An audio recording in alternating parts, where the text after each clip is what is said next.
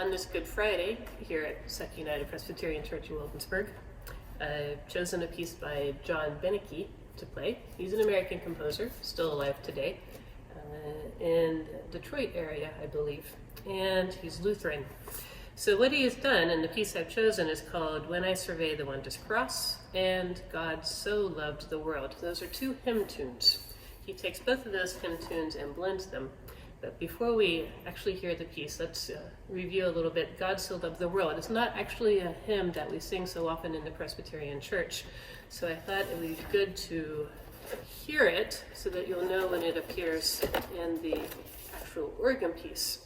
And then we'll talk about the text as well. But this is what it sounds like.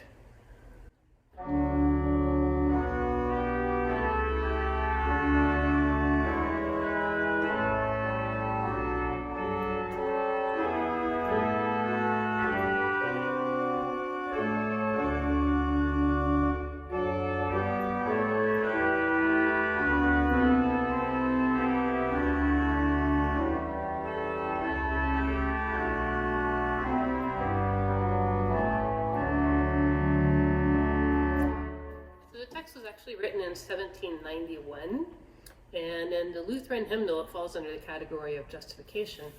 And the tune, which we heard, is D, F sharp, G, A.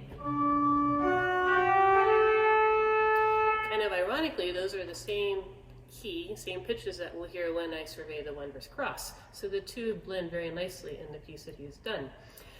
And this is the primary piece. It comes out in the pedal every time it is heard. But the words that it's connected to within the text is God So Loved the World. Verse 1. Verse 2, Christ Jesus is. Verse 3, if you are sick. And verse 4, be of good cheer. Verse 3 and verse 4 starting are a little bit opposite, but they actually work in the end. But the impact, as I said, and it's very fitting for the times that we are in, is verse 3, where it is, if you are sick, remember, if you are sick,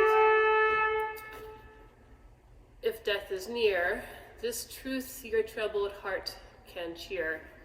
Christ Jesus saves your soul from death. That is the firmest ground of faith. So that's God So Loved the World. That comes out in the pedal part.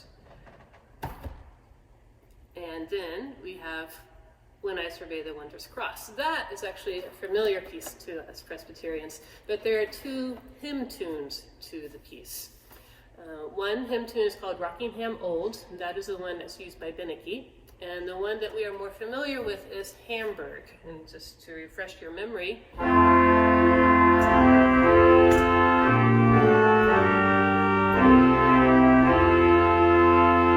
that one. So you know that piece.